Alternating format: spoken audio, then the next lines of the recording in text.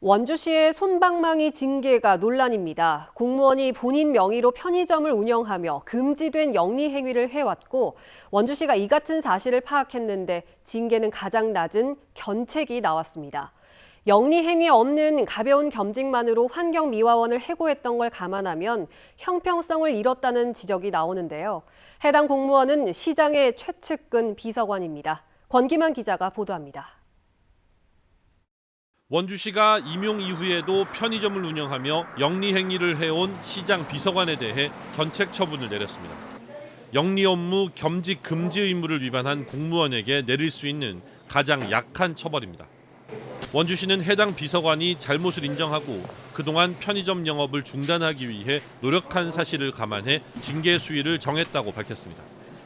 하지만 이번 징계가 논란이 되는 것은 최근 같은 유형의 비위로 해임 처분을 받은 환경미화원의 사례와 극명한 차이를 보이기 때문입니다. 더구나 이 환경미화원은 명백하게 영리 행위를 한 비서관과 달리 영리 추구도 어렵고 실제 열리지도 않은 지역 축제위원장 겸직 신고를 하지 않았다는 이유로 해임 처분을 받았습니다. 원주시가 단순 겸직이 아니고 실제 자신의 명의로 영리 행위를 해온 사실을 알면서도 조치를 미루다 결국 가장 가벼운 징계를 내린 비서관은 선거 때부터 현 시장을 도운 시장 최측근 인사여서 사실상 봐주기 아니냐는 의혹이 더욱 커지고 있습니다. 같은 사안에 대해서 다르게 판정을 내리고 있는 원주시의 일관되지 못한 행정 때문에 좀 상처를 받은 부분들이 많이 있습니다. 납득하기 어려운 부분들이고 원주시의 그 공정하지 못한 행정 때문에 많은 원주 시민들이 상처를 받을 것이라고 생각하고 있습니다.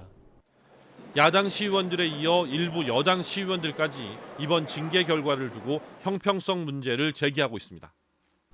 원주시는 시장 비서관에게 적용되는 원주시의 징계 기준과 환경미화원에게 적용되는 시설관리공단의 징계 기준이 다르다고 설명했습니다.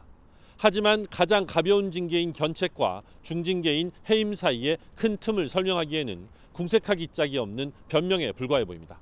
MBC 뉴스 권기만입니다.